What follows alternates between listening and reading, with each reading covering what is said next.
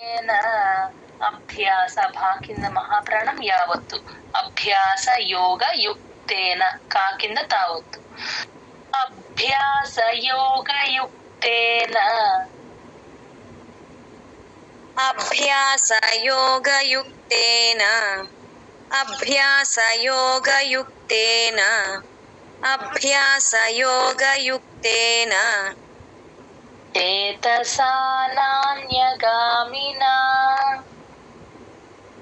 చేతసా నాన్యగామినా చేతసా నాన్యగామినా నాన్య అణ వస్తుందమ్మా సెకండ్ అణ వస్తుంది okay ma'am చేతసా నాన్యగామినా ఇప్పుడు మ్యామ్ నాన్య చేతసా నాన్య నాన్య ఓకే మ్యామ్ చేతసా నాన్యగామినా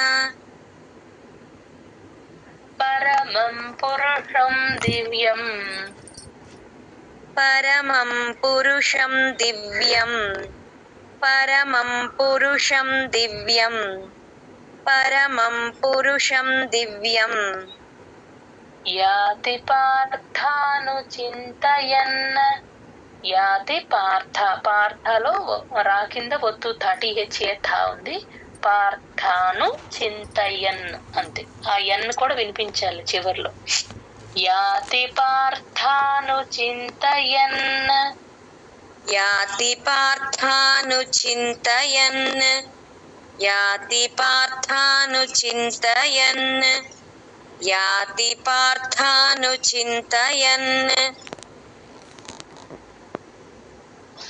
అభ్యాస యోగ యుక్తేన చేతసా నాన్యగామినా అభ్యాస యోగ యుక్తేన చేతసా నాన్యగామినా అభ్యాస యోగ యుక్తేన చేతసా నాన్యగామినా అభ్యాస యోగ యుక్తేన చేతసా నాన్యగామినా అణలాగా వస్తుందమ్మా తర్వాత గమనించుకోండి నాణ్య ప్రాక్టీస్ చేసుకోండి నాణ్య నాణ్య ఓకేనా ఇప్పుడు ఇప్పుడు నాణ్య చెప్తుంది అంతే ఓకే పరమం పురుషం దివ్యం యాతి పార్థాను చింతయన్ పరమం పురుషం దివ్యం యాతి పార్థాను చింతయన్ పరమం పురుషం దివ్యం యాతి పార్థాను చింతయన్ పరమం పురుషం దివ్యం యాతి పార్థాను చింతయన్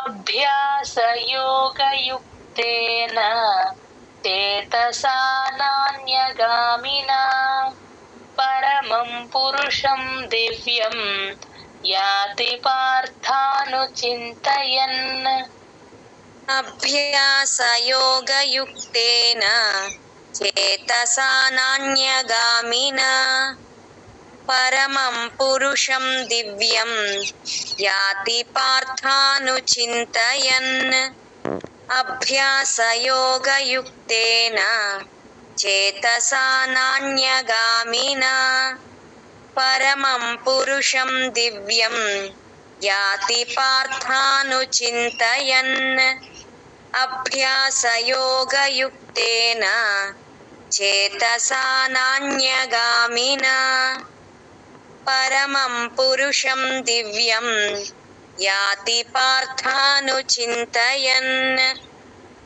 అభ్యాస యోగ యుక్తేన చేతసా నాన్యగామినా పరమం పురుషం దివ్యం యాతి పార్థాను చింతయన్ అభ్యాస యోగ యుక్తేన చేతసా నాన్యగామినా పరమం పురుషం దివ్యం యాతి పార్థాను చింతయన్ అభ్యాస యోగ యుక్తేన చేతసా నాన్యగామినా పరమం పురుషం దివ్యం యాతి పార్థానుచింతయన్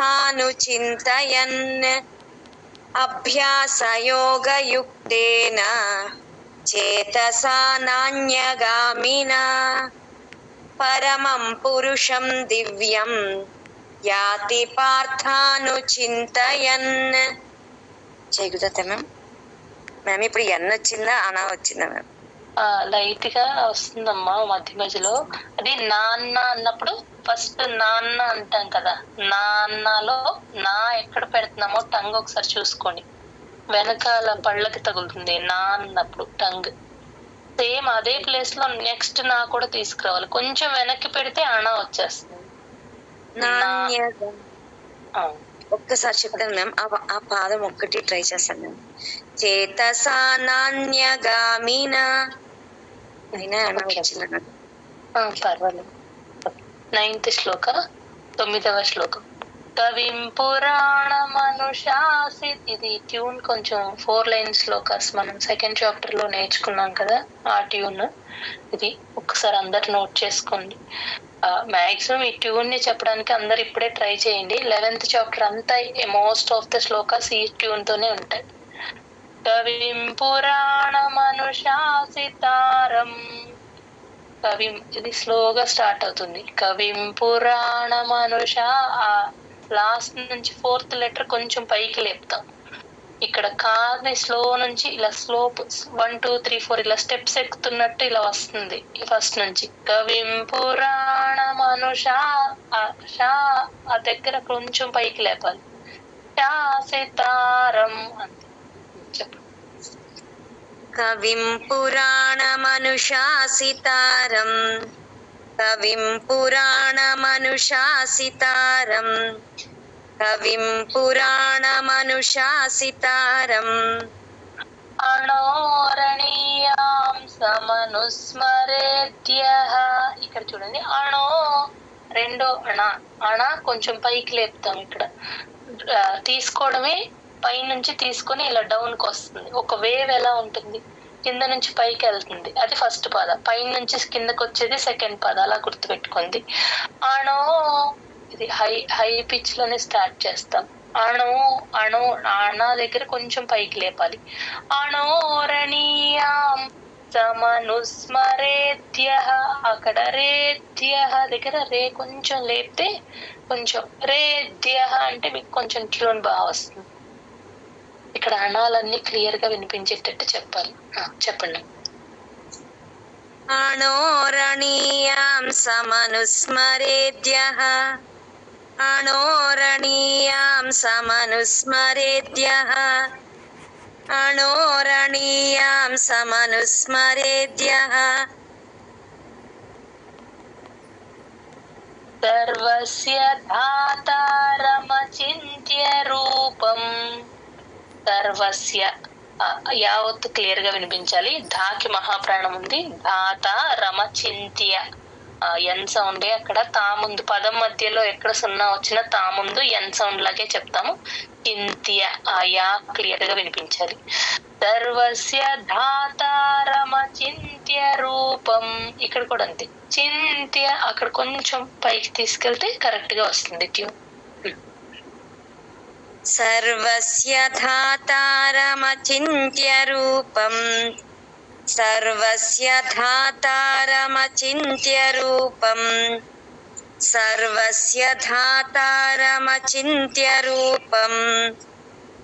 ఆదిత్యవర్ణం తమసః పరస్తాత్. ఆదిత్యవర్ణం ఇక్కడ చూడండి, ఆ రా కింద అణ వచ్చింది. క్లియర్ గా వర్ణం అనకూడదు, నా పెట్టకూడదు. ఇది అణ వర్ణం. అణ వినిపించాలి క్లియర్ గా. అది కొంచెం అందరు ప్రాక్టీస్ చేసుకోండి. వర్ణం అంతే. తమస సా పక్కన తమసా పక్కన ఉన్న విసర్గ ఎఫ్ సౌండ్. పా ముందు ఎప్పుడు విసర్గ వచ్చినా ఎఫ్ లాగా చెప్తాం. తమసః పరస్తాత్ అంతే. ఆదిత్యవర్ణం తమసః పరస్తాత్. ఆదిత్యవర్ణం తమసః పరస్తాత్. ఆదిత్యవర్ణం తమసః పరస్తాత్. ఆదిత్యవర్ణం తమసః పరస్తాత్. పరస్తాత్ సరిపోతుంది. Okay ma'am. పరస్తాత్ కవిం పురాణమనుశాసితారం అణోరణీయాం సమనుస్మరేత్యః. కవిం పురాణమనుశాసితారం అణోరణీయాం సమనుస్మరేత్యః. కవిం పురాణమనుశాసితారం అణోరణీయాం సమనుస్మరేత్యః. కవిం పురాణమనుశాసితారం అణోరణీయాం సమనుస్మరేత్యః. సర్వస్య ధాతారమచింత్య రూపం ఆదిత్యవర్ణం తమసః పరస్తాత్. సర్వస్య ధాతారమచింత్య రూపం ఆదిత్యవర్ణం తమసః పరస్తాత్. సర్వస్య ధాతారమచింత్య రూపం ఆదిత్యవర్ణం తమసః పరస్తాత్. సర్వస్య ధాతారమచింత్య రూపం ఆదిత్యవర్ణం తమసః పరస్తాత్. కవిం పురాణమనుశాసితారం అణోరణీయాం సమనుస్మరేత్యః. సర్వస్య ధాతారమచింత్య రూపం ఆదిత్యవర్ణం తమసః పరస్తాత్. కవిం పురాణమనుశాసితారం అణోరణీయాం సమనుస్మరేత్యః. సర్వస్య ధాతారమచింత్య రూపం ఆదిత్యవర్ణం తమసః పరస్తాత్. కవిం పురాణమనుశాసితారం అణోరణీయాం సమనుస్మరేత్యః.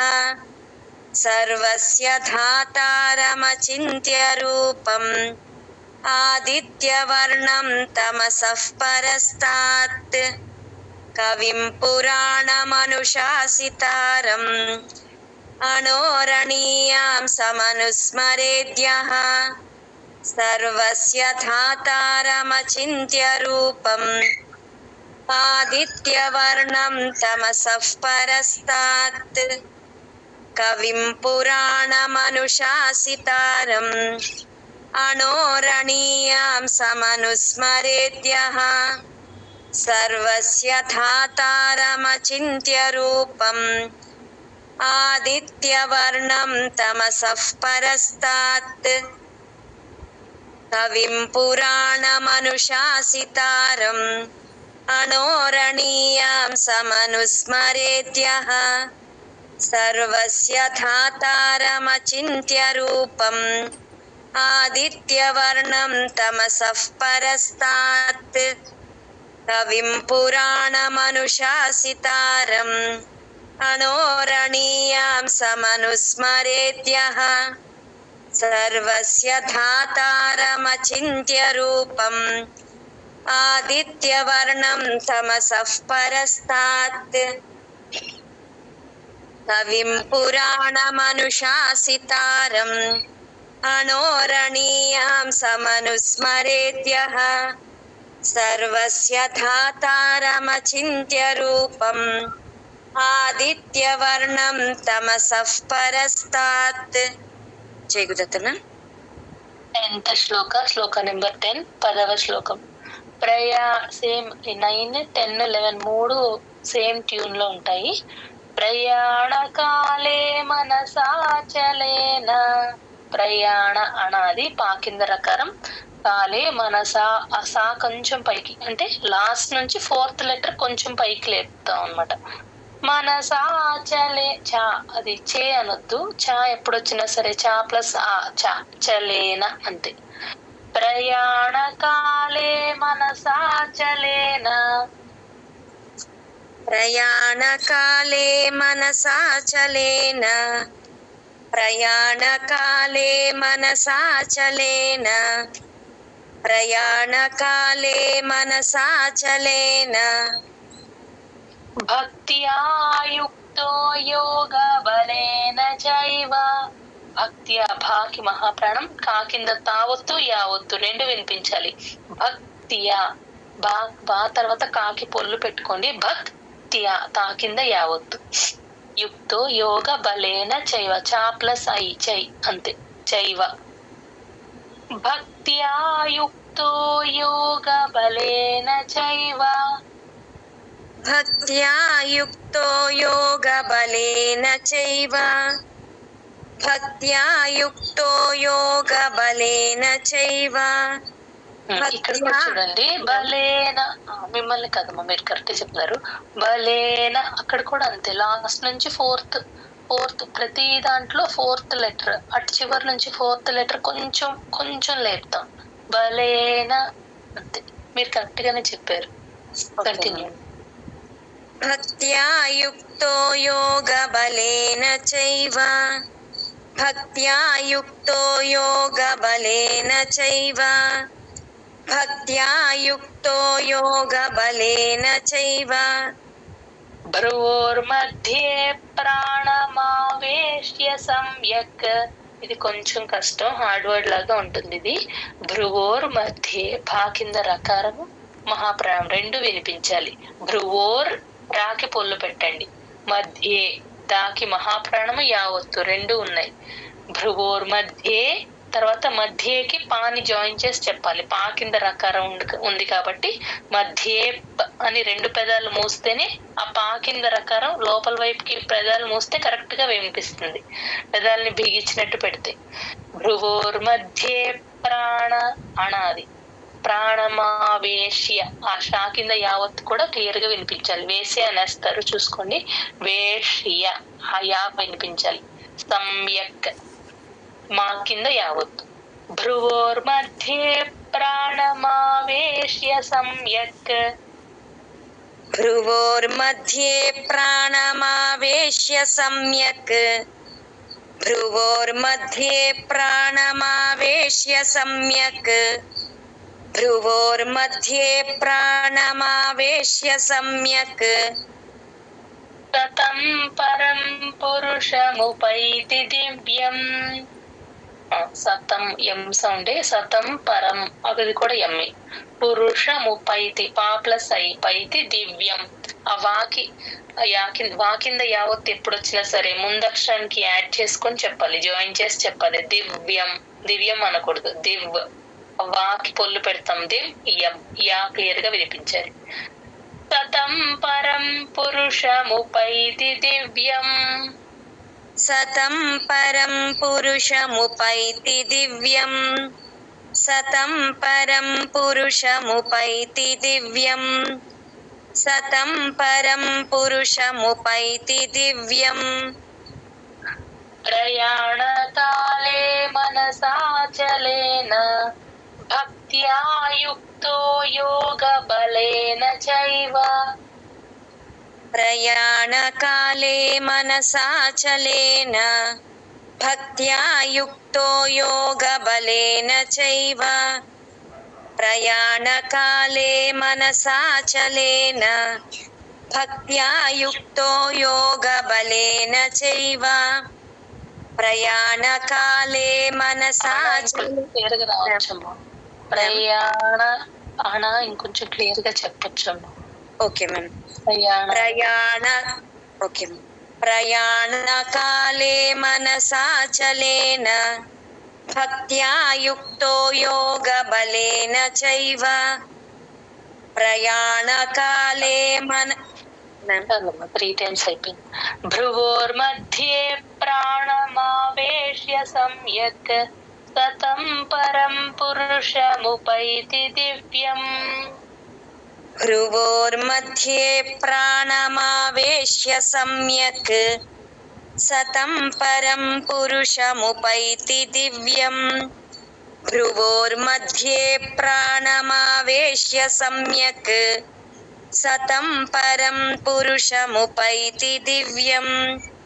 भ्रुवोर्मध्ये प्राणमावेश्य सम्यक् सतं परं पुरुषमुपैति दिव्यम् प्रयाणकाले मनसाचलेन भक्त्या युक्तो योगबलेन चैव भ्रुवोर्मध्ये प्राणमावेश्य सम्यक् ततं परं पुरुषमुपैति दिव्यम् प्रयाणकाले मनसाचलेन भक्त्या युक्तो योगबलेन चैव भ्रुवोर्मध्ये प्राणमावेश्य सम्यक् सतं परं पुरुषमुपैति दिव्यम् प्रयाणकाले मनसाचलेन भक्त्या युक्तो योगबलेन चैव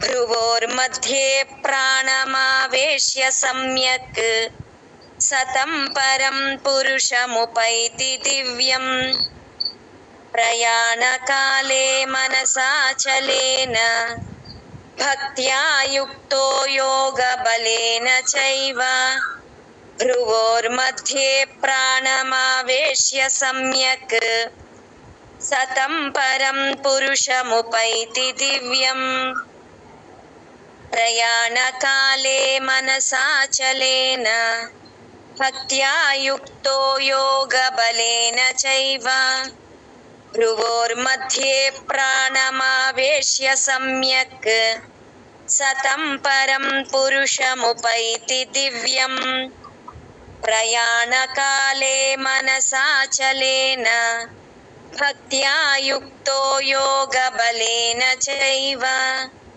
भ्रुवोर्मध्ये ప్రాణమావేశ్య సమ్యక్. కొంచెం మహాప్రాణం పెట్టొచ్చమ్మా. భ్రువో అన్నట్టే వస్తుంది. భ్రువో మామూలు బా కింద రకారం ఒక్కటే వినపడుతుంది. మహాప్రాణం లైట్ అయిపోతుంది. భ్రువోర్మధ్యే భ్రువోర్మధ్యే ఇప్పుడు ఓకేనా? అంతే. భ్రువోర్मध्ये ప్రాణమావేశ్య సమ్యక్ సతం పరం పురుషముపైతి దివ్యం ప్రయాణకాలే మనసాచలేన భక్త్యా యుక్తో యోగబలేన చైవ భ్రువోర్मध्ये ప్రాణమావేశ్య సమ్యక్ సతం పరం పురుషముపైతి దివ్యం ప్రయాణకాలే మనసాచలేన భక్త్యా యుక్తో యోగబలేన చైవ భ్రువోర్मध्ये ప్రాణమావేశ్య సమ్యక్ సతం పరం పురుషముపైతి దివ్యం. జై గురుదత్త మ్యామ్.